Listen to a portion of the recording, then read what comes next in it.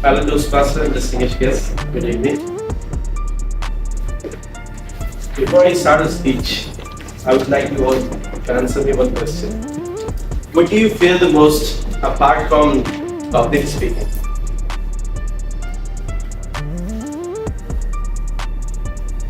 There can be a lot of things that you fear apart from public speaking. Fear of heights, Heights. fear of using a lizard in my house. My wife let me get it.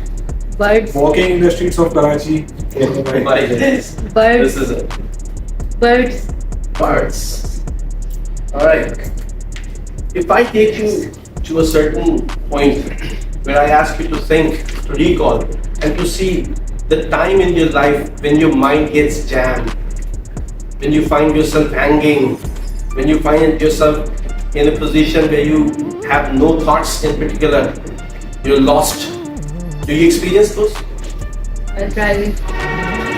If I summarize it, isn't that the time when you're going to take some decision? Isn't that the time when you're taking the decision, you often find yourself lost? Your mind gets jammed, your thoughts get paralyzed. Doesn't this feeling come to you when you are taking a decision? So today, fellow Toastmasters, I'm going to help you learn the techniques to overcome the fear of taking decisions. Alright, first of all, what you all need to know is what decision is.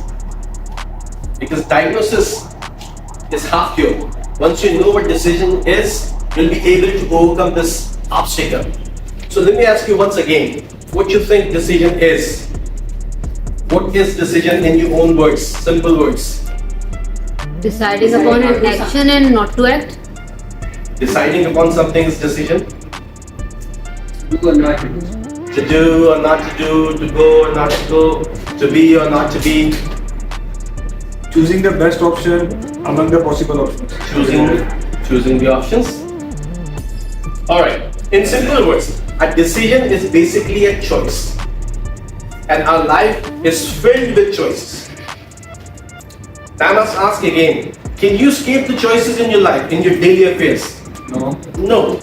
Similarly, you can't escape decision making process. You gotta take decision. You can't escape. So you must learn how to take decisions effectively. Now, we need to know what are the types of decisions that we have to take in our daily affairs. Do you have any idea what are the types of decisions? What to wear, what to cook. Types of decisions, right? It's also a decision what to cook. Worst decision. Anyways, Short term or long term? short-term, long-term decisions. Important and not so Life important. decisions, career decisions. Life decisions, career decisions. Life decisions, Education career decisions, right? Life decision, live or not to live. Life decisions, and Life live or not to decisions. live. Alright. Well, basically, decision making is categorized into three types. One is immediate decisions, the decisions that you have to take for the shorter term approach. For your quick approach, you have to take decisions. This decision is called immediate decision. For example, to join a course or not, to go to a party or not, to meet someone or not, to go for table topic session speaking or not. These are some, smaller decisions. These are here basically immediate decisions. Then we have discrete decisions. Decisions that involve choices, that involve options, where you have to choose among the best available options. These are called discrete decisions. And then we have strategic decisions. Strategic decisions are the long-term decisions that are based upon your visions. For example, join a university or not, what to major in, electrical, electronics, civil, right? Shifting house can be a strategic decision. Switching over job can be a strategic decision. So all these types of decisions we have to first figure out, and then we have to find out the relevant technique, tool, strategy to help us overcome. Right?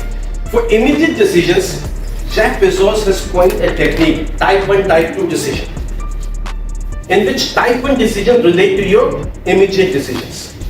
Now, for or whatsoever the situation that you face, if you see your decision is something that you can call yourself back, it's a revocable decision. It doesn't have a long-term impact. It's your immediate decision. Just go do it. Here you have to focus on your gut feeling.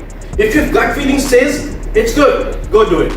And if your gut feeling, if your intuition is on the negative side, don't do it.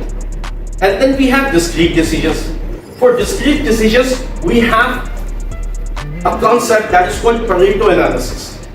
Pareto analysis is basically choices. Pareto is basically a contribution analysis. In this theory, you have to figure out what are the best possible options. You have to give weightage, or in simple words, marks to each available option, and then find out which option stands out the best and choose that option.